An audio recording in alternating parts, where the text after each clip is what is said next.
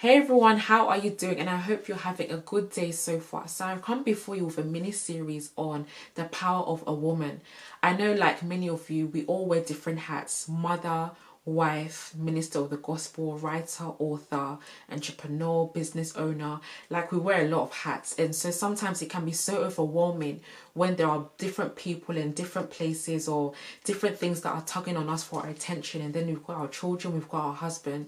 There's so many different things, but I just really wanted to encourage you that there is grace. God has graced you to do what you're doing. He has given you a portion He knows that you can handle. He has given you a portion He wants you to walk through.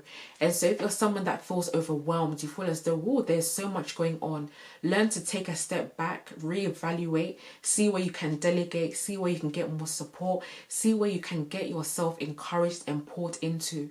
Because with all the hats that we wear, it can be very, very overwhelming and very overbearing. You know, sometimes you just need a minute for yourself. You just need to pause, step back. You just need to be like, I need to breathe, you know, because it's getting too much. So maybe sometimes in the day you might just decide to pause and just step back, or go for a nap, or go for a walk, or allow someone to watch your children. Whatever that works for you, I believe that is something that you should really utilize, because you can't do everything. You know, we have this notion that goes around of the strong black woman. Yes, we are all women, but it's not every time you're going to be strong. It's not every time you're going to have the energy or the zeal to want to do something. Sometimes there are days where you just don't have the strength. You don't have the time. You don't have, you know, the mindset. You're not in the right mindset to even do anything. But I want to encourage you with a few notes that I've put here. You know, we serve the Lord, but then the question is He first in your life? We have to take care of ourselves and our family. We have to do all these things. But do you have a healthy routine? Do you have to-do list? Do you review your weeks after it's finished to see what went well, what didn't go well? Do you have time management skills? Do you have, let's say, calendar dates put down? Do you have deadlines? You know, there's all these different ways that can support you so that you don't have to keep everything clogged up in your mind.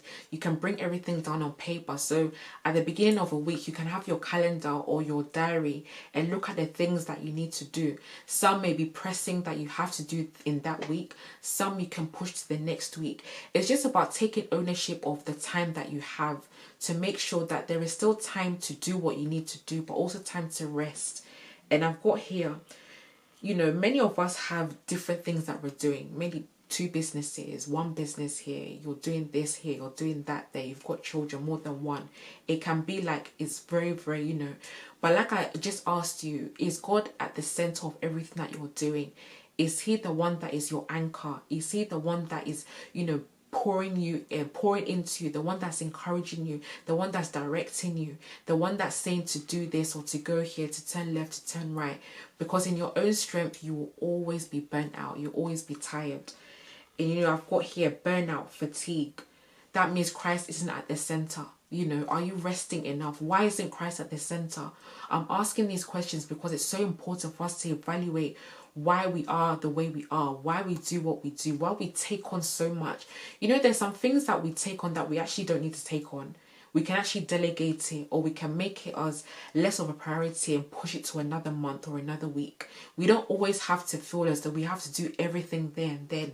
So yeah, this is just part 1. I hope that encourages you and allows you to get you thinking about how well you steward your time, how well you steward, you know, the lives of your children, how well you steward your yes and your no, how well you steward your relationship, maybe your marriage or your friendships.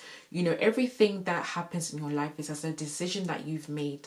But go to God in prayer and ask Him to help you to really look at the ways that you can maybe scale back on some things, stop doing some things, do more of another thing.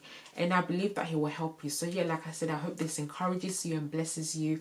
Until next time in part 2, take care of yourself. Know that it's okay to say no. Know that it's okay to rest. And yeah, until next time, bye.